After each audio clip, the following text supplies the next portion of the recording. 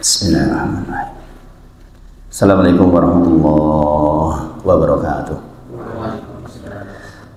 Alhamdulillahi haqqa hamdina nahmaduhu wa nasta'inuhu wa nastaghfiruh wa na'udzu billahi min syururi anfusina wa min sayyiati a'malina. May yahdihillahu fala mudilla lahu wa may yudlilhu fala hadiyalah. Asyhadu an la ilaha illallah wa asyhadu anna Muhammadan abduhu wa rasuluh. Allahumma shalli ala Muhammad wa ala ali Muhammad. Subhanaka la ilma lana illa ma 'allamtana innaka antal alimul hakim. Rabbi shrah li sadri wa yassir li amri wahlul 'uqdatam min lisani yafqahu qawli. Amma ba'd. Kita tentu yang pertama bersyukur kepada Allah atas semua nikmat yang Allah titipkan kepada kita. Sebagaimana biasa saya mengingatkan bahwa nikmat ini adalah titipan yang harus kita pertanggungjawabkan di sisi Allah kelak. Maka pastikan titipan ini bisa kita manfaatkan sebaik mungkin. Jangan sampai kita tertipu oleh iblis, sebagaimana iblis menipu orang tua kita. Maka kita harus benar-benar sadar bahwa iblis itu memang musuh kita yang nyata. Salawat dan salam kita sampaikan pada junjungan kita Nabi Muhammad Sallallahu Alaihi Wasallam. Kita berharap termasuk orang-orang yang dipilih oleh Allah untuk bisa mengikuti seluruh risalahnya dan dimudahkan di dalam pelajari risalahnya, sehingga kita termasuk orang-orang yang akan hidup di atas sunnah Nabi Muhammad Sallallahu Alaihi Wasallam. Yang dengan itu kita akan diantarkan menjadi orang-orang yang mendapatkan kematian yang baik, yaitu husnul khotimah, sebagaimana kita pelajari dalam kitab yang sedang kita pelajari secara berkala ini. Semoga Allah mudahkan, insya Allah. Kemarin terakhir kita sudah belajar tentang tiga golongan manusia yang disebut dalam Quran surah Al-Waqiah di awal-awal dan Quran surah Al-Waqiah di akhir-akhir. Kemudian yang disebut di dalam Quran surah Fatir ayat 32 tentang tiga golongan orang-orang yang ada di dunia ini, bahwa sebagian orang adalah orang-orang yang dzalimun li nafsi, orang yang masih zalim, berbuat zalim kepada dirinya. Yang kedua adalah orang-orang yang muqtasid, yaitu orang-orang yang ada di pertengahan. Kemudian yang paling baik adalah orang yang sabiqum bil khairat, orang-orang yang terdepan di dalam kebaikan. Dan kita tahu bahwa nanti digolongkan di sebelah kanan, di depan, dan di sebelah kiri. Sebelah kanan ars, di depan ars, dan sebelah kiri ars. Kita mungkin yang sebelah kanan kita, insya Allah. Waalaikumsalam warahmatullahi wabarakatuh. Jadi kita berharap mudah-mudahan termasuk orang-orang yang berada di sebelah kanan. Waalaikumsalam. Kalau yang di depan memang berat, ya, para anbiya. Itu juga sudah sebutkan sifat-sifatnya. Sifat yang di sebelah depan adalah orang-orang yang melaksanakan yang wajib, melaksanakan yang sunnah, kemudian menghindari yang haram, menghindari yang makruh, bahkan kadang-kadang juga menghindari yang mubah. Berat sekali melaksanakan yang wajib, berarti orang tahu bolong wajib. Melaksanakan yang sunnah pun orang bolong, pripun niku cuy. Kemudian melaksanakan yang menghindari yang haram, nggak pernah berbuat yang haram. Kemudian menghindari yang makruh, jadi nggak pernah menyentuh yang makruh. Juga dia menghindari apa yang mubah walaupun secara asal boleh. Ukurannya adalah apa yang mubah itu memberi manfaat atau tidak di akhirat kelak, itu ukurannya. Kalau memberi manfaat maka dia lakukan, kalau nggak memberi manfaat maka dia nggak lakukan. Inilah orang-orang yang dalam kategori sabiqum bil khairat. Ya, tentu saja berat sekali, ini nggak mudah. Nah, kita biasanya berada di golongan muqtasid, itu orang-orang yang di tengah, melaksanakan yang wajib. Ini ya mungkin pernah carry si wajib, jadi mungkin pernah bolong sholatnya. Puasa mungkin pernah jalan puasa Ramadan, pernah lewat 1-2 hari. Kemudian dia melaksanakan yang sunnah, tapi ya sedapatnya lah, sedapatnya, nggak selalu pula melaksanakan yang sunnah. Kemudian menghindari yang haram, ini ya mungkin pernah juga ngelakuin sing haram. Menghindari yang makruh, kata sing makruh sih oke itu lakoni. Yang mubah biasa-biasa saja kita lakukan. Nah, itu termasuk dalam golongan yang muqtasid. Adapun yang golongan pertama adalah golongan zalimul li nafsi, yaitu orang-orang yang mohon maaf dia masih banyak melakukan kekeliruan. Dia melakukan yang wajib, ini yosi akeh kerine. Dia menghindari yang haram tapi akeh haram yang dilakukan. Nggak peduli dengan yang sunnah, kadang-kadang nggak peduli dengan yang makruh, apalagi yang mubah. Nah ini dari situ kita tahu bahwa memang untuk mendapatkan surga itu memang betul disampaikan oleh Rasulullah bahwa yang namanya penawaran dari Allah itu ghaliyatun. Ala inna sil'atallahi ghaliyatun. Sesungguhnya apa yang Allah tawarkan itu adalah hal yang mahal. Ala inna sil'atallahi ghaliyatun. Ala inna sil'atallahi jannatun. Sesungguhnya yang Allah tawarkan kepada kita adalah jannah. Maka mahal ya. Jadi hal yang mahal yang ditawarkan Allah kepada kita. Maka kalau kita harus berjuang tenanan gitu, sepantasnya memang begitu. Dan inilah pentingnya kita belajar tentang memurnikan kondisi hati kita supaya kita betul-betul mendapatkan ibadah yang sempurna. Ada kisah dari ketika saya habis dari sini waktu itu dengan Pak Taufan, dengan Pak Bambang, kita ketemu dengan salah seorang Masya Allah ini orang kisahnya itu menakjubkan. Jadi orang ini itu versi cerita dari orang yang ngobrol dengan saya itu pokoknya di ben zaman enom opo wis sing ngelek wis diborong kabeh. Sampai pun dia sudah masa tua si gondrong, katanya rambutnya udah tua si gondrong. Kan juga gak lazim nih. Wong wis tua lenang gondrong itu jarang. Isi petaka petiti ini udah. Bahasanya Pak Panggih. Wais isi cicilan lah. Sampai akhirnya ketika daftar haji suami istri. Giliran meh mangkat ditarik gitu ya, ora iso mangkat. Subhanallah, ditinggal mangkat bojone kaji, bojo meneh, canggih toh. Udah tua loh ini, canggih men gitu. Nom tangan tua isi pecicilan deh, tapi masya Allah, masya Allah. Ketika Allah berkehendak kebaikan untuk seorang hamba itu memang apapun bisa dilakukan oleh Allah. Makanya kalau jangan ingat nih ketika kita belajar tentang hadis arba'in nih, inna ahadakum yujma'u khalquhu fi batni ummih arba'ina yawman nutfah. Ingatlah di antara kalian diciptakan oleh Allah di dalam perut ibumu 40 hari. Dan seterusnya 40 hari dalam bentuk campuran antara sperma dan ovum, kemudian segumpal darah, segumpal daging, misla dalik, semisal itu. Nanti di akhir dikatakan inna ahadakum, sesungguhnya sebagian dari kalian ya'malu bi amalin ahlin nar, mengamalkan amalan-amalan ahli neraka. Ya wau apa-apa sing wis kabeh. Tetapi kemudian dikatakan fayasbiqu alaihil kitab, tetapi dia terdahului oleh kitab. Maksudnya orang itu tuh sudah ditulis di sisi Allah bakal jadi penduduk surga. Nah, ini orang yang buat kita iri itu. Kan paling banyak orang yang menang itu. Gila. Oh, cicilan. Oh, ini panjang itu, tahu-tahu masuk surga itu banyak. Ini paling banyak itu. Seperti Freddy Budiman itu. Ini elek apa tapi terakhir apa? Fayasbiqu alaihil kitab, dia terdahului oleh kitab, tertulis di Lauh Mahfuz bahwa dia penduduk surga, maka faya'malu bi amalin ahlil jannah. Maka tiba-tiba dia beramal dengan amalan ahli surga. Fayadkhuluha, kata Rasulullah, dan dia masuk ke surga itu. Masya Allah. Ya, orang ini saya dapat cerita. Jadi ketika sepulang istrinya dari haji, isi pecicilan. Dia ikut ke istri mudanya, jebul bareng nembe karo istri mudanya baru sebentar, stroke. Ayo bojo nang kon ngurusi wong stroke ya wegah, balik yang paling bojo suwe. Giliran susah balik yang ke istri lamanya. Istri lamanya masya Allah diberi kelonggaran hati, dirawatlah sama istri lamanya. Nah itu makanya jangan menyanyikan istri itu, istri perjuangan. Giliran engkau suksesnya dengan masalah dia masalah, maunya dengan sukses istrinya tinggal, repot itu. Ayo Pak Supri loh setia sampai tua. Ya, Pak Taufan juga setia. Dan masya Allah ya, dirawat akhirnya setahap demi setahap agak sembuh. Allah takdirkan. ya meskipun kakinya masih digeret-geret gitu.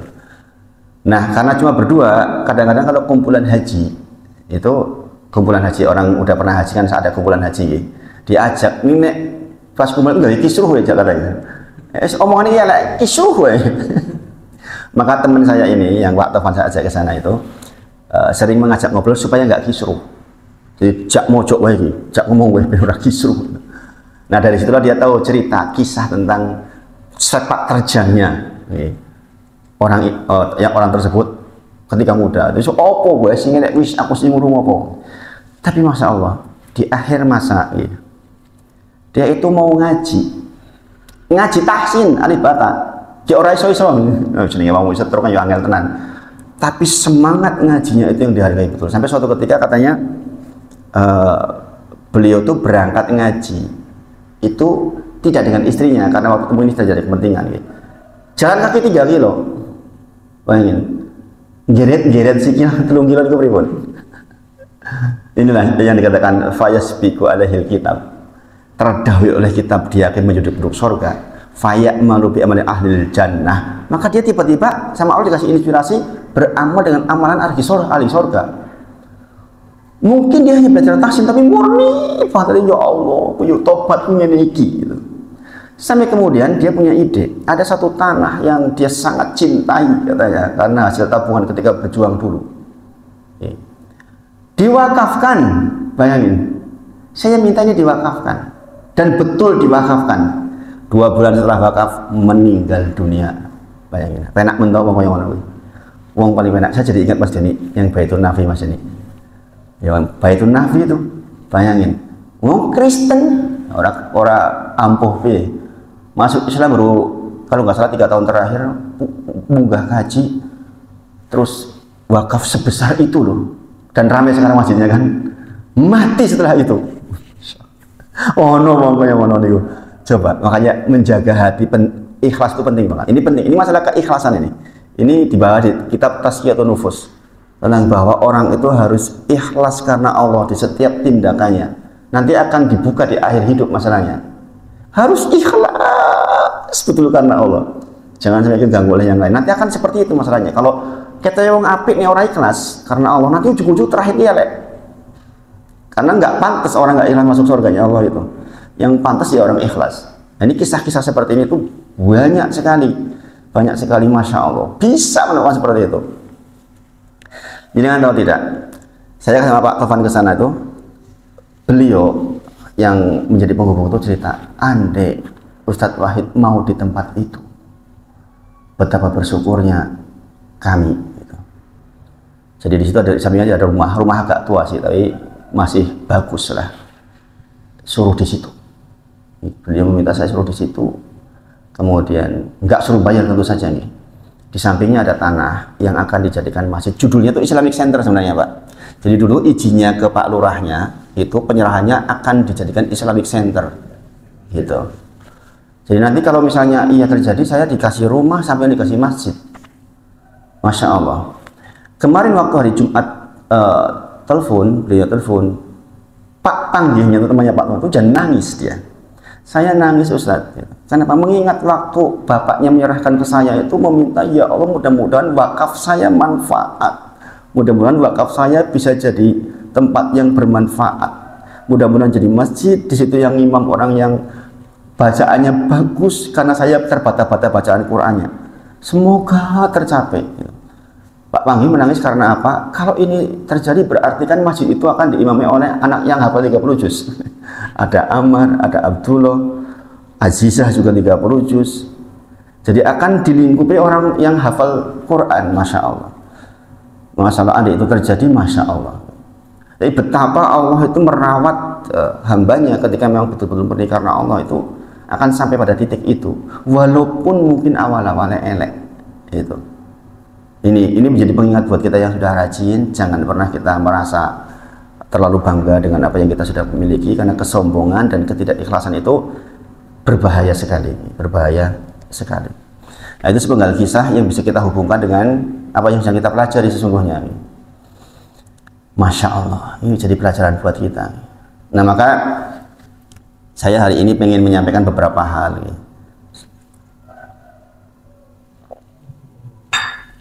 Yang pertama, apa yang saya bahas kembali di Miftahul, cuma saya bacakan di awalnya saja, bahwa Allah mengingatkan kita di dalam Quran surah Al-A'raf ayat 28, Quran surah Al-A'raf ayat ke-28. Ya bani Adam, la yaftinannakumus syaiton kama ahraja abawaikum minal jannah. Kata Allah, wahai keturunan Adam, kita semua. Dikatakan la yaftinannakumus syaiton. Jangan sekali-kali panjenengan semua tertipu oleh setan. Kama sebagaimana akhraja abawaikum minal jannah.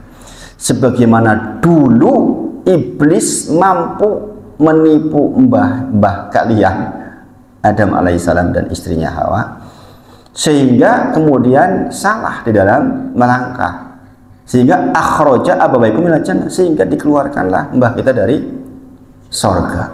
Subhanallah. Kalian lanjutkan ayatnya, yang dikatakan yanzi'u anhuma libasahuma. Mereka ini setelah berbuat salah dibuat terlihat auratnya. Bayangin, Adam dan Hawa itu dulu begitu salah langsung dilucuti pakaiannya. Jadi ke bumi itu dulu nggak punya pakaian. Seperti halnya kita besok ketika meninggal dibangkitkan nggak pakai pakaian, nggak pakai sandal kita tuh besok. Sampai Aisyah radhiyallahu anha tanya, ya Rasulullah, apa ya isin toh? Kata Rasulullah, waktu itu orang saking sibuknya memikirkan diri sendiri, nggak sempat melihat yang lain. Nah saya ingin bilang njok wong wudu kan gila loh. Suk do wudu kabeh. Ning ora sempat mikir keadaan orang lain. Saking masing-masing sibuk memikirkan dirinya sendiri. Maka Aisyah radhiyallahu anha tanya, ya Rasulullah, apa ya ora izin toh waktu itu dibangkitkan dalam kondisi seperti itu? Enggak ada lagi seperti itu. Saking kita tuh sibuk memikirkan diri kita sendiri, subhanallah. Tapi proses kemuliaan diambil itu dari dibukanya aurat. Makanya kalau zaman sekarang ada orang makin modern, makin terbuka aurat, makin bodoh, jadi itu tertipu. Tertipu oleh setan itu, subhanallah. Jadi dikatakan yanzi'u anhuma libasahuma. Sesungguhnya mereka berdua itu, Adam dan Hawa, kemudian dilucuti pakaiannya sehingga terlihat auratnya. Innahu yarakum huwa wa qabiluhu min haitsu la tarawnahum. Sesungguhnya ketahuilah musuhmu itu, iblis itu, setan itu melihat panjenengan dari tempat yang jenengan nggak bisa melihat dia. Bayangin, kita diingatkan dengan sangat jelas loh.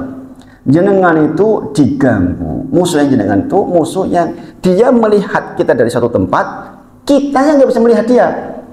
Oh piye coba? Jenengan duwe musuh sing ora ketok niku pripun? Ya, ketok ngono cetok dilempar watu, ditembak. Lah kita nggak melihat dia. Inna ja'alna syayatin auliya lilladzina la yu'minun. Sesungguhnya kami jadikan setan itu menjadi penolong, menjadi teman, menjadi karibnya orang-orang yang nggak beriman. Jadi makanya jangan sering dengar ada seseorang yang bekerja sama dengan jin untuk memadorotkan orang, ben dagangan mambu. Bisa itu kalau izinkan, karena memang dijadikan inna ja'alna syayatin, dijadikan setan oleh Allah katanya auliya lilladzina la yu'minun, untuk orang-orang yang enggak beriman kepada Allah. Jadi pilihannya cuma dua di dunia. Nek enggak beriman sama Allah ya koncone setan. Nek ora koncone Gusti Allah, koncone malaikat, koncone Rasul, ya koncone setan. Subhanallah. Maka kita bersyukur gitu. Mudah-mudahan kita termasuk orang-orang yang menjadi temannya kebaikan. Nah, ini kita sedikit mengenali tentang jin, iblis, mohon maaf, tentang iblis. Subhanallah, kita betul-betul harus sadar bahwa musuh kita itu seperti itu kondisinya. Jadi kita harus sangat hati-hati. Nanti insya Allah pembahasan ini akan dibahas di Miftahul untuk kelanjutannya. Ini hari ini saya nggak bahas di sini. Kemarin di Miftahul udah separuh jalan, nanti separuhnya insya Allah di Ahad depan. Makanya berangkat ke Miftahul. Berangkat nih. Pak Pri berangkat Pak Subri. Oh dinas Pak Subri. Jumat dinas ya Pak Subri. Wis repot ya dinas ini. Yang nggak dinas berangkat. Nah ini penting kita pahami ini. Kemudian saya lanjutkan untuk pagi ini sub materi sebenarnya masih saya ambil dari kitab kita. Jadi setelah kita membaca tentang beberapa golongan jenis orang, maka kemudian ada satu subjudul yaitu yang paling diingini oleh orang yang nyawanya sudah di tenggorokan. Itu subjudulnya itu. Apa yang paling diimpikan, apa yang paling diingini orang yang nyawanya sudah di tenggorokan. Jadi sebenarnya jadi perlu tahu bahwa ketika nyawa di tenggorokan itu kan sudah nggak bisa tobat itu. Mereka tuh bicara sebenarnya, cuma kita nggak bisa mendengar pembicaraannya.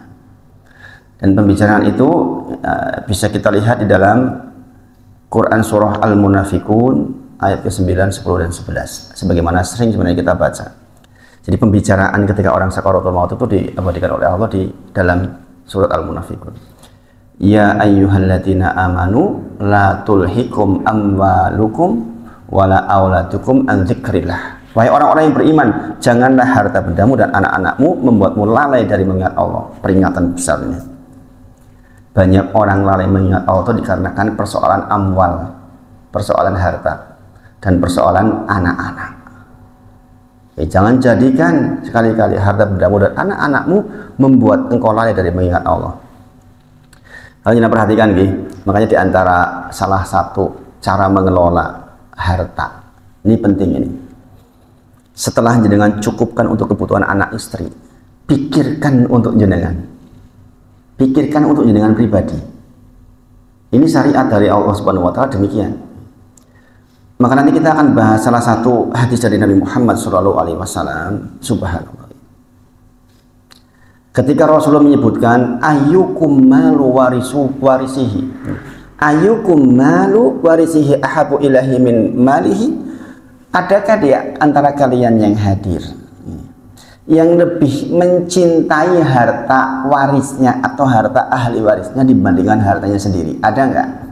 Mas Wawan, jenengan lebih seneng terhadap hartanya jenengan piyambak nopo hartanya putranya jenengan? Mas Wawan, jenengan lebih seneng terhadap harta yang punya jenengan sendiri atau punya ahli warisnya jenengan? Punya sendiri pasti kan. Makanya Rasulullah pun tanyakan juga, ayyukum malu warisihi ahabu ilahi min malihi, apakah ada di antara kalian yang lebih menyukai harta ahli warismu dibandingkan hartamu sendiri? Apa maksudnya ini? Dikatakan, ya Rasulullah, wahai Rasulullah, ma minna ahadun illa maluhu ahabu ilahi.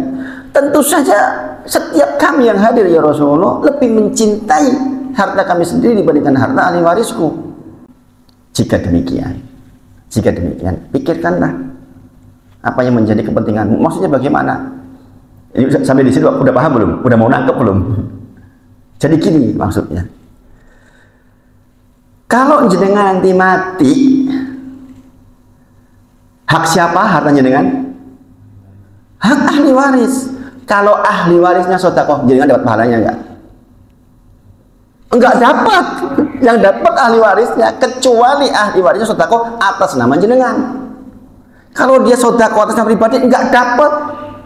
Karena secara hukum harta jenengan sudah berpindah kepemilikan menjadi milik ahli waris, bukan lagi milik jenengan. Jenengan enggak bisa apa-apa. Paham? Maka dikatakan mumpung masih di tangan jenengan, belum jatuh ke ahli waris, gunakanlah untuk kehidupan akhirat panjenengan. Paham sampai di sini? Makanya kadang-kadang saya suka bingung kepada orang-orang yang mengatakan, aku yang mati ninggalin waris karena anakku sih ngoke mesak kayak anakku gini-gini.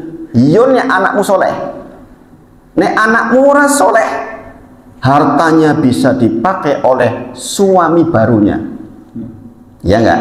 Ada enggak orang kaya raya meninggal, istrinya nikah lagi dengan orang lain? Ada enggak? Banyak. Saya kemarin lihat satu kisah nih terkait dengan ini di YouTube. Jadi kan bisa lihat tuh, ada seorang istri, suaminya kaya, anaknya 3, kemudian suaminya meninggal, dia nikah lagi, punya anak 1, nggak betah, 1 tahun dia pisah, dia nikah lagi dengan seseorang yang ternyata akhirnya malah jadi membunuh seluruh anaknya. Bayangkan, orang yang menjadi suami terakhir ini menyuruh menjual tanahnya, menyuruh menjual rumahnya, mobilnya digadekan, anaknya 3 dibunuh. Bayangin. Maka sebelum seperti itu terjadi dengan kita, jangan menyesal kita, kita sepanjang masih di tangan kita, masih menjadi hartamu sendiri, gunakan itu. Setelah kewajiban ke istri anak selesai, sebagian wakafkan untuk kepentingan jenengan sendiri. Bayangin, ini Rasulullah sebutkan, ayyukum maluhu warisi ahabu ilai min malihi. Adakah di antara kalian yang lebih menyukai harta yang dipegang oleh ahli waris dibandingkan hartamu sendiri? Ya Rasulullah, tentu saja kami yang hadir nggak mungkin lah lebih mencintai harta waris kita. Saya lebih mencintai harta saya sendiri. Itulah mengapa gunakan untuk akhiratmu, gunakan untuk alam kuburmu. Ini, masya Allah, masya Allah, masya Allah. Jadi kita itu harus sering berpikir tentang masa depan kita, kehidupan setelah kematian. Ada hal-hal yang kadang-kadang kita nggak tahu. Orang berpikir mungkin, wala kalau ahli warisku sodako ya kan aku dapat. Nggak dapat kalau dia, kecuali dia niat saya sodako atas nama bapakku. Kalau nggak dapat, ya kan? Nggak dapat. Subhanallah. Kalau engkau suka dengan hartamu, mumpung di tanganmu, maka gunakan untuk maslahatmu. Ingat, kalau engkau pelit, engkau meninggal, jatuhlah hartamu ke ahli waris. Maka jika ahli waris sedekah, dia yang dapat pahalanya, engkau tidak. Itu pernyataannya jelas sekali. Subhanallah. Subhanallah. Nah ini dikatakan, ya ayyuhalladzina amanu la tulhikum amwalukum wala auladukum an dzikrillah. Jangan sampai jadikan istrimu dan anak-anakmu dan hartamu menjadikan engkau lalai dari mengingat Allah. Wa may yaf'al dzalik, barang siapa yang melakukan hal itu, faulaika humul khasirun. Itulah orang yang paling merugi. Kemudian di ayat berikutnya dikatakan, wa anfiqu mimma razaqnakum min qabli ayatiya ahadahumul maut fayaqula rabbi laula akhartani ila ajalin qarib. Kemudian infakkanlah sebagian dari apa yang telah kami anugerahkan kepada engkau sebelum kematian datang kepada engkau. Kemudian engkau mengatakan, ya Rabb, sekiranya engkau berkenan menunda kematianku sedikit waktu lagi, aku akan dapat bersedekah dan aku akan termasuk orang-orang yang soleh. Nah ini kalimat ini adalah kalimat yang diabadikan oleh Allah terkait dengan pembicaraan orang yang lagi dicabut nyawanya. Dan ini sudah di dalam tahap al-ihtidor namanya. Tahap malakul maut, sudah proses mencabut nyawanya. Saat dimana panjenengan sudah nggak bisa lagi bertobat, amal soleh sudah nggak ditulis lagi. Beda dengan kondisi sakaratul maut. Jadi tahapnya itu sakaratul maut, al-ihtidor, baru maut. Jadi jenengan akan mengalami tiga ini nih. Akan mengalami sakaratul maut, jenengan masih bisa astagfirullah, la ilaha illallah, tapi jenengan udah kepayahan sekali. Dan waktu itu jenengan masih dicatat tuh. Ketika dia mengucapkan la ilaha illallah, ya itu yang mesti dicatat. Tapi begitu masuk ke kerongkongan, namanya al-ihtidor, atau sering dikatakan hal muayyanah. Hal muayyanah itu jenengan sudah melihat malaikat pencabut nyawa, jenengan sudah lihat, sudah diperlihatkan. Jenengan sudah berinteraksi dengan para malaikat itu. Itu hal muayyanah, maka namanya hal muayyanah, keadaan di mana jenengan melihat itu. Subhanallah. Maka waktu itu dikatakan, ya ini katanya, laula akhortani ila ajalin qarib, ya Allah, tunda sebentar ya Allah, tunda sebentar ya Allah, fa asaddaqu, agar saya bisa bersedekah ya Allah, wa aku minas sholihin, sehingga saya termasuk orang yang soleh. Kenapa yang disebut sedekah? Ini banyak pendapat. Kenapa yang disebut sedekah? Satu, memang dhek wong sugih. Nek wong ora sugih ngono, memang dhek wong duwe, dia merasa aku masih punya sisa harta, saya mau sedekah itu. Jadi kalau setiap jenengan yang punya harta nanti akan mengalami ini. Kalau jenengan kok merasa masih punya harta, jenengan akan minta penundaan kepada Allah untuk bisa sedekah, agar termasuk orang-orang yang soleh. Subhanallah. Jadi yang paling diingini oleh orang yang sakaratul maut itu sedekah, jenengan perlu tahu.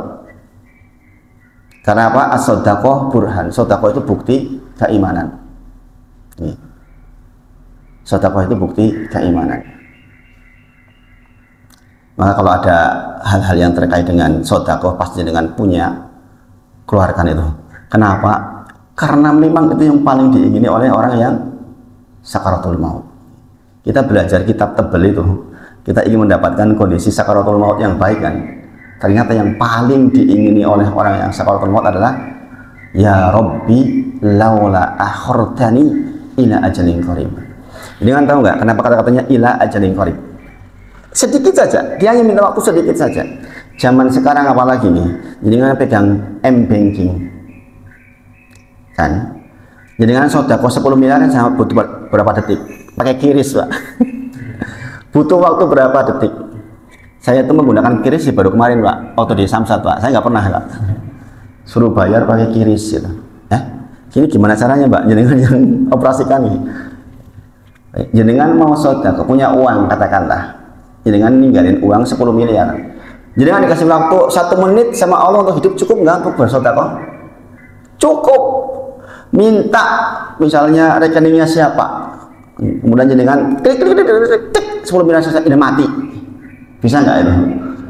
Makanya dikatakan ila ajalin qarib, minta waktu sedikit saja ya Allah. Ibarat ketika membahas ini, asatidz sering mengatakan begini, lebok gitu kan, 1 juta nolnya berapa? 6 kan, jadi 10 juta tambah 0 sisi tok toh, mesti nambah 10 juta toh, 1 juta nambah 0 sisi mana, 1 miliar. Sing angel pas oke nih jadi nih, Arab oke angel. Arab oke setan maksudnya iya ora yo. Wis pura-pura pas betul lali. Padahal ini yang paling diimani bahasanya laula akhortani ila ajalin qarib. Sebenarnya dia minta waktu sedikit saja untuk bisa bersedekah. Itu loh yang paling kita ingini ketika kita menjelang meninggal. Maka jangan menguasai kitab setebal itu, jangan harus paham bab ini, bahwa ada hal yang ketika sakaratul maut paling diingini, dan ini diabadikan dalam Quran surah Al-Munafiqun. Kemudian di akhir ayat dikatakan, di ayat berikutnya dikatakan wala yu'akhirullahu nafsan idza jaa ajaluha, tapi Allah kasih kabar no, kata Allah, ketika sudah datang dikatakan enggak bisa ditahan, enggak bisa. Wallahu khabirum bima ta'malun, Allah maha teliti terhadap apa yang engkau kerjakan. Jadi ketetapan atas kita di waktu tertentu dikatakan wala yu'akhirullahu nafsan idza jaa ajaluha, Allah enggak akan akhirkan walaupun sedikit ketika memang sudah tiba ajalnya. Subhanallah Mas. Waktu itu enggak ada tawar-menawar, walaupun kita ngomong. Maka nanti kita di ayat lain disebutkan bahwa kalian itu berada di sekitar mayit.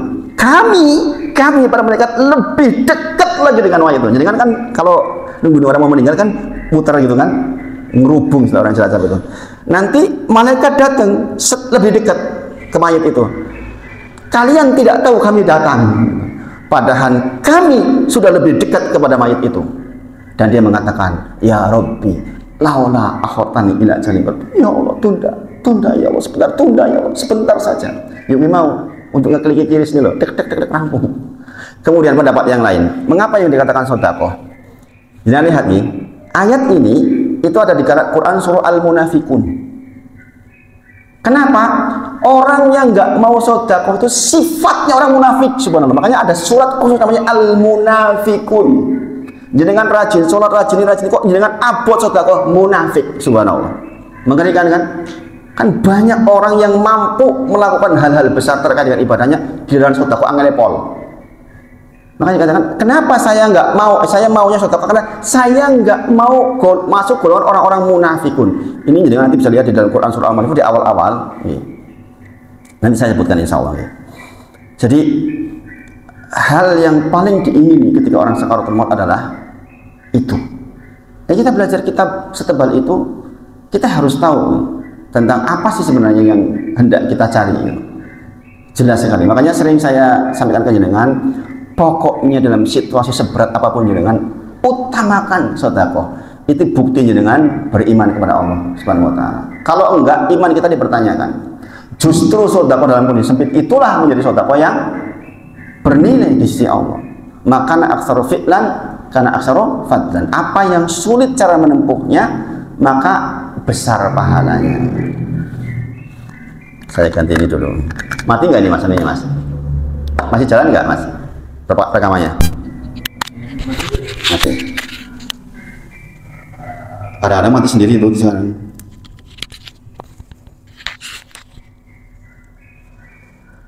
Jadi sekali lagi, nanti kita akan melewati 3 proses ini. Setiap kita akan melewati 3 proses. Yang pertama proses sakaratul maut. Saat ini jenengan masih ditemani oleh saudara-saudara panjenengan, masih diucapkan la ilaha illallah, kita masih bisa mengucapkan la ilaha illallah.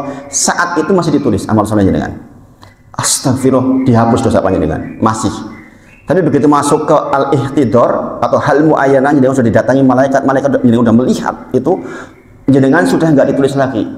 Ini yang terjadi dengan Fir'aun laknatullah alaih. Fir'aun itu mengucapkan kepercayaan kepada Allah ketika al-ihtidor, ketika al-mu'ayyanah, sudah datang malakul maut, dia melihat, baru dia mengatakan apa? Intinya mengatakan, saya beriman kepada Robnya Bani Israel, saya beriman kepada Robnya Musa alaihissalam. Jadi ini jadi pelajaran buat kita nih. Kisahnya Fir'aun ini kita tahu nih, sampai Jibril alaihissalam nggawa apa? Pasir. Kayak lagi al-ihtidor, sebenarnya sudah al-ihtidor itu, tapi saking khawatirnya iblis, ya saking khawatirnya Jibril, mbok diampuni maksudnya mau ngelek kayak mana sampai ditutup sisan mulutnya gitu. Dikatakan gitu, seperti Fir'aun ketika adroqahul gharaq, ketika tenggelam itu, akan tenggelam. Qala, dia berkata, ini kata-katanya nih.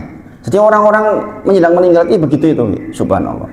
Amantu annahu la ilaha illalladzina amanat bihi banu Israel.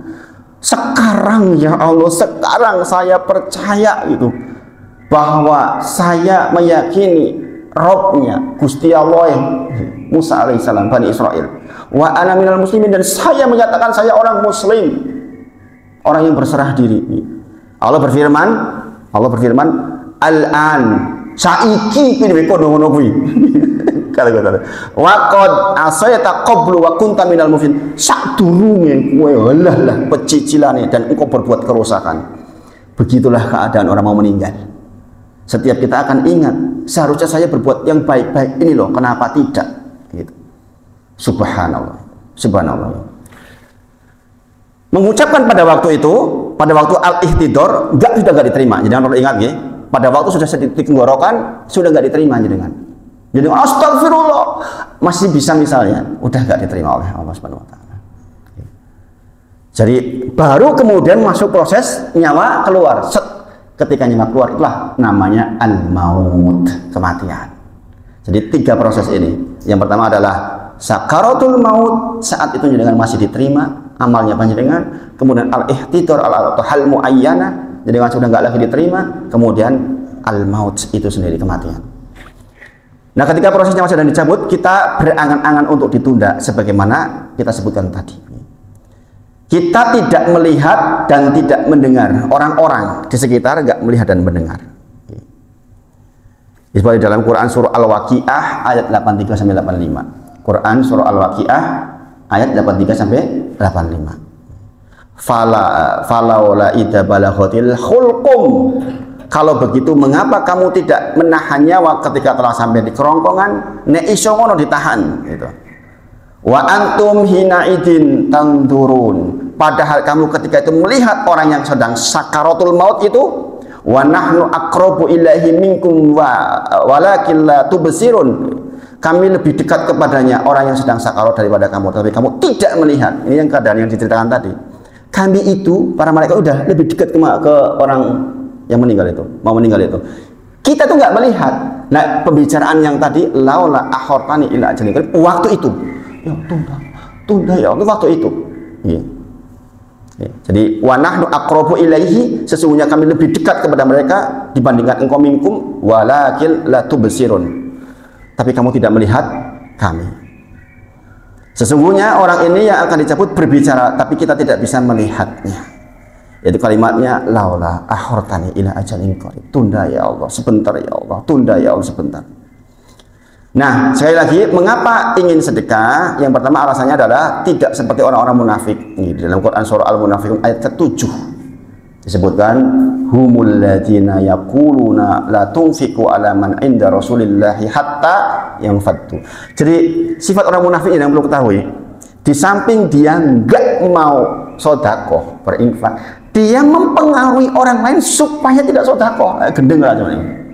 Ada orang-orang Ansor, sebagian orang mau tolongin Rasulullah tuh, maka orang-orang munafik mengatakan, wah orang soto ditulungi, ngapain ditulungi? Sampai orang-orang itu pada bubar dari Rasulullah SAW. Subhanallah, elek dewe, elek ngejai konco. Subhanallah. Alah, orang sah melu-melu kegiatan itu ngapain itu? Sedekah-sedekah ini ngapain? Bayangin, itu ciri orang munafik disebutkan dalam Quran surah Al-Munafiqun ayat ke-7. Subhanallah. Mengerikan ya. Kemudian di dalam Quran surah At-Taubah ayat ke-67. Al-munafiquna wal munafiqatu ba'duhum min ba'd. Ya'muruna bil munkari wa yanhauna 'anil ma'ruf. Ini dengan lazim enggak dengan kalimat ini? Ya'muruna bil, harusnya apa? Ya'muruna bil ma'ruf, kan harusnya begitu. Saling mengingatkan, saling menyuruh di dalam yang ma'ruf, wa yanhauna, saling mencegah di anil munkar. Ini jangan perlu tahu enggak? Orang munafik itu al munafiquna wal munafiqatu. Orang munafik laki-laki, orang munafik perempuan, sebagian mereka adalah semisal ya'muruna bil munkari, mereka menyuruh kepada yang mungkar, wa yanhauna anil ma'ruf, mereka mencegah dari yang ma'ruf. Makanya penting dengan itu berorganisasi, kemudian menolong kegiatan, itu penting. Itu penting banget ya, Masya Allah. Itu penting banget. Apalagi kalau terkait dengan kebaikan-kebaikan yang murah tapi bermanfaat. Makanya saya kemarin Pak Taufan bikin program tablet itu sebenarnya keuntungan buat jenengan ini. Sebenarnya keuntungan buat jenengan. Saya meyakini mungkin sebagian jenengan lagi kondisinya sulit. Tapi sebenarnya jenengan harus pikirin betul tuh yang kayak gitu tuh. Karena itu hal yang murah dibandingkan harus bikin masjid. Bayangkan jenengan kebayang nggak? Membeli alat belajar yang saya pakai langsung loh itu. Kayak mana coba produksi palanya dengan peroleh itu? Kayak mana besarnya coba? Ini barang lamanya aja ini kayak gini nih manfaatnya.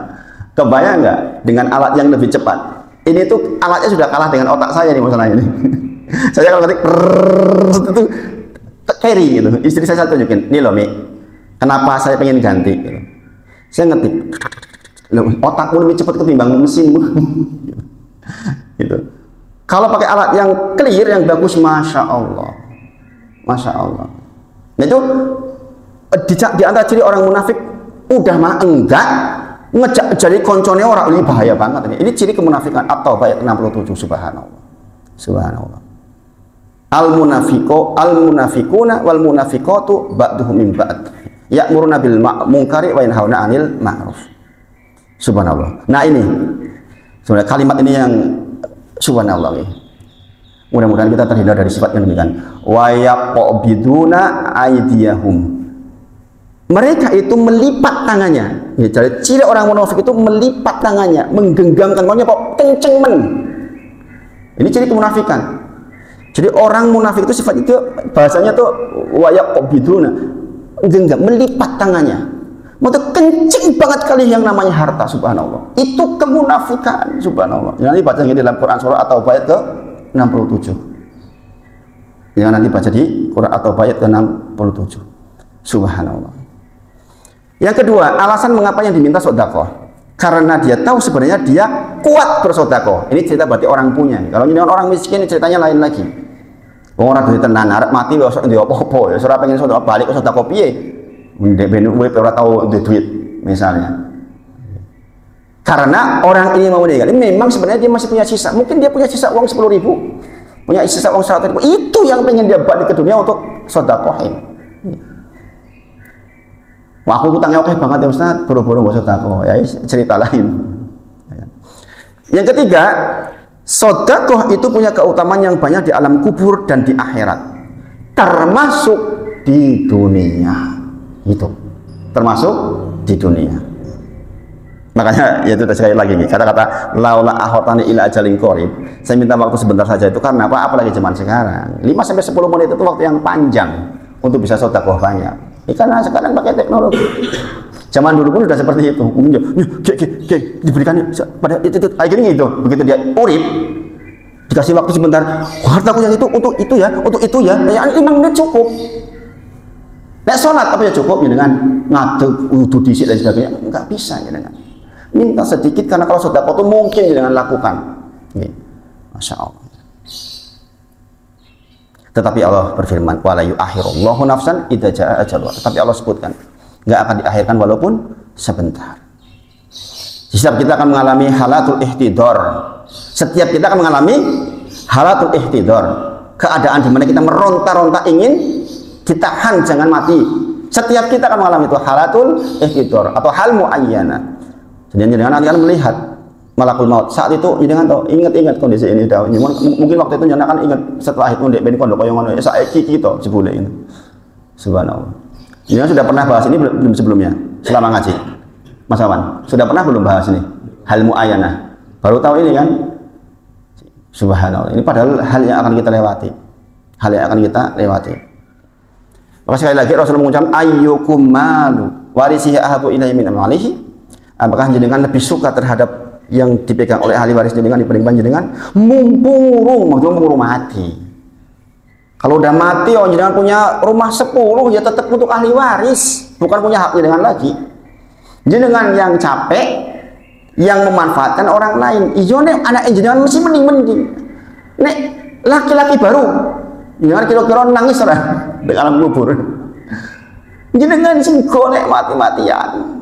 Jenengan mati, mohon maaf, mobilnya ditumpaki bojone sing anyar la ilaha illallah.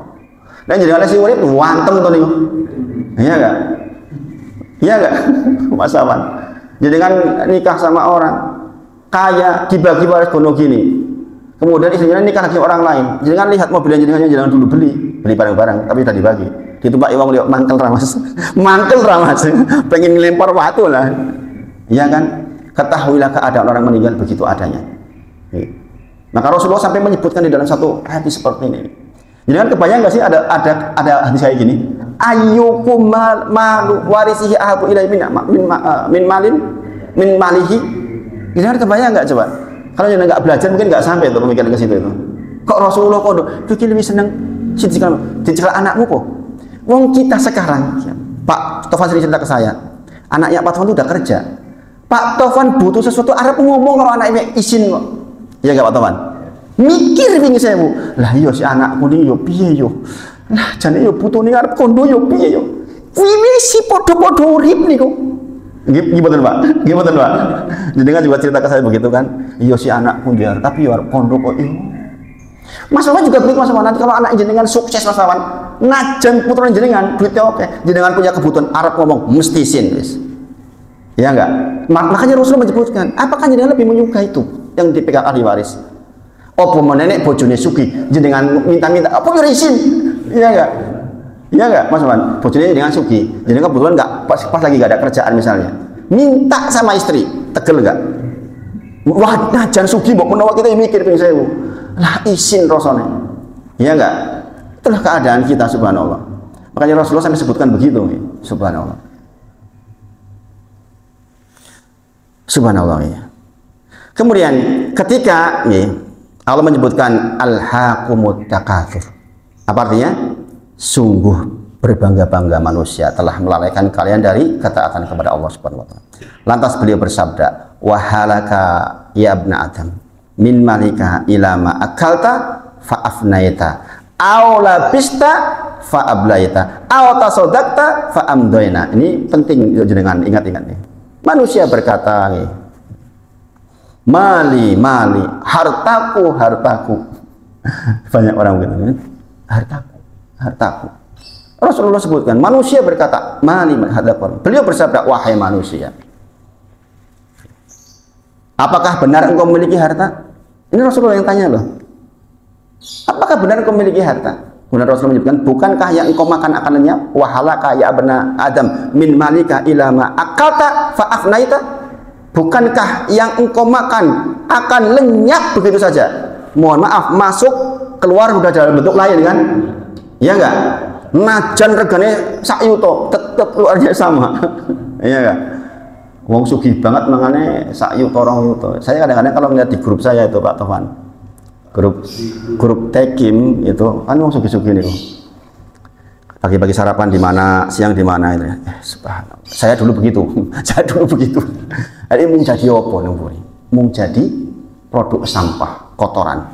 Bukankah pakaian yang engkau kenakan juga akan usang? Bukankah yang engkau sedekahkan akan berlalu begitu? Maksudnya ngaten nggih. Jenengan punya harta 100 miliar yang menjadi harta jenengan sesungguhnya kata Rasulullah tahu yang jenengan makan. Ya enggak? Nek 100 miliar duit jenengan apa yang makan emas jenengan? Kan enggak? Harta jenengan yang sesungguhnya kata Rasul yang kau makan itu yang lenyap. Walaupun kita punya uang 100 miliar, mangan kita makin tahu, tempe, ya paling pol daging, yo kuwi lho. Itu loh hartamu yang akan lenyap sebenarnya. Baju yang dipakai yang akan usang, itu hartamu. Dan hartamu adalah yang kau sedekahkan, itu hartamu yang sesungguhnya, yang berlalu begitu menemanimu di alam kubur dan di yaumil akhir. Yang lain bukan hartamu, ngaku-ngaku wae. Bahasanya kan begitu kata lainnya. Jenengan punya 100 mobil, yang jadi harta jenengan yang mana? Yang jenengan pakai hari-harian loh. Ya kan? Yang 99, ya bukan milikmu. Kata siapa milikmu? Ngaku-ngaku milikmu. Malah abot bayar pajak ya. Saya kemarin ditolongin salah seorang jamaah bayar pajak 10 juta, Masya Allah. Jadi ada di antara jamaah yang bantu saya itu bayar pajak 10 juta, Mas Awan. Teman dekat jenengan di sini, Masya Allah. Saya mobil itu 4 tahun nggak dipajak, habisnya 10 juta. Tolongin sama teman-temannya dengan 10 juta, Masya Allah. Semoga Allah merahmati beliau. Semoga Allah mudahkan urusan beliau. Yang setahu saya beliau hartanya bertambah banyak, bukan berkurang. Jadi begitu. Manusia berkata mali, hartaku. Kata Rasulullah, ini hartamu. Ketahuilah, yang jadi hartamu yang kau makan, yang lenyap, yang kau pakai, yang usang, yang jadi hartamu yang sesungguhnya, yang kau sedekahkan, itulah hartamu yang sebenarnya. Subhanallah. Sisanya bukan hartamu. Ingat ketika Aisyah radhiyallahu anha disuruh bagi daging kambing. Aisyah radhiyallahu anha disuruh bagi daging kambing sama Rasulullah. Maka kemudian Rasulullah bertanya, "Ma baqiya minha?" Apa yang tersisa wahai Aisyah radhiyallahu anha? Kata Aisyah, "Ma baqiya minha ila katifah." Enggak ada yang tersisa ila katifah kecuali apa namanya ini? Katifah itu apa nih? Salah satu bagian dari kambing. Baqiya kulluha ila katifah. Semuanya tersisa kecuali yang enggak kau bagikan. Paham maksudnya? Aisyah radhiyallahu anha suruh bagiin kambing. Ditanya, "Apa sing isi apa?" "Iki lho ya Rasulullah yang isi." Kata Rasulullah, semuanya tersisa kecuali yang masih. Yang masih itulah yang nggak ada justru. Yang dibagikan itulah yang akan menjadi temanmu, yang akan ada terus sampai yaumil akhir. Itu loh. Subhanallah. Yabta'ul mayit salah satu. Mayit itu diikuti oleh 3 hal. Ahluhu wa amaluhu, kemudian ahluhu itu keluarganya nih. Kemudian hartanya, wa amaluhu amalnya, fayarji'u isnaini. Kemudian yang kedua kembali, wa yabqa wahid, yang satu ikut. Yarji'u ahluhu wa maluhu. Kembalilah yarji'u ahluhu, keluarganya, wa maluhu. Jadi perhatikan ini, hadis ini itu menakjubkan nih. Wa yabqa amaluhu. Kemudian yang kita bawa itu amal kita. Maka seluruh sepakat.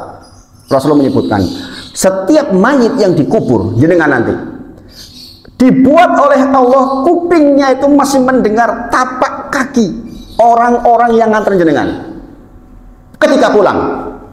Ini menyedihkan luar biasa nih. Setiap kita nanti kalau mati kita dikubur, kita dibuat oleh Allah kuping kita di alam kubur masih bisa mendengar langkah kaki. Dengan tahu waktu itu bagaimana digambarkan oleh para sahabat. Langkah kaki itu keras banget. hilang. Paham maksudnya? Untuk menunjukkan kowe iki saiki dhewean. Itu maksudnya. Jenengan tuh dibuat mendengar singan jenengan, langkah kaki istri, langkah kaki anak. Jenengan tuh masih oke deh, ben ki ngoncone aku di dunia. Terbukti sekarang bukan sehidup semati, sehidup sehidup lah. Semati aku urip wae ngopo?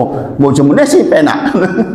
Maka dibuat kita mendengar nelongsone koyo apa. Itu untuk memberikan keyakinan kepada penduduk kubur bahwa kowe ki saiki dhewean.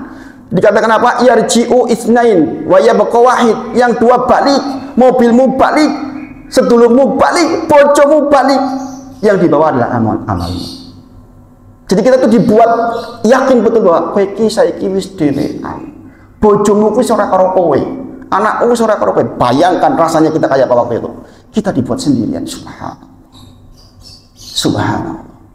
Jadi kan sering pernah dengar tuh mayat masih mendengar langkah kaki gitu kan? Jangan tahu nggak maksudnya begitu. Baru hari ini rasanya dengan mendengar. Sama hadis yang sama dibahas.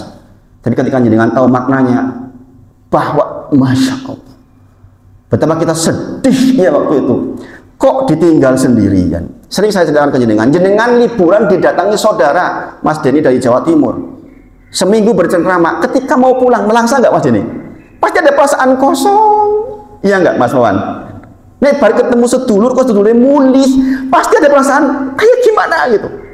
Levinan kuburan ini ono kuwi kan masih mendengar keras pertanyaan deg deg deg sampai hilang suara. Kita belajar seperti ini harus menjadi lembut. Makanya hari ini saya bahas tentang ini. Jangan sampai jenengan sudah jadi orang yang rajin ngaji, kemudian otiti diharapkan jenengan walaupun sedikit sebagian infakkan di jalan Allah. Jangan tahu nih, nanti kita mungkin akan bahas banyak sekali ayat dalam Al-Quran. Kalau jangan baca Al-Quran, perintah untuk sedekah itu banyaknya luar biasa. Lanjutan dari bab ini adalah tentang manfaat sedekah di dunia dan di akhirat. Mudah-mudahan Allah izinkan kepada kita untuk punya waktu dan punya umur sehingga kita bisa bahas lanjutannya. Untuk hari ini mungkin ini yang disampaikan, mudah-mudahan bermanfaat dan mudah-mudahan menjadi pengingat buat kita semua. Kita tutup dengan kafaratul majlis. Subhanakallahumma wa bihamdika asyhadu alla ilaha illa anta astaghfiruka wa atubu ilaik. Wa akhiru da'wana alhamdulillahirabbil alamin. Assalamualaikum warahmatullahi wabarakatuh.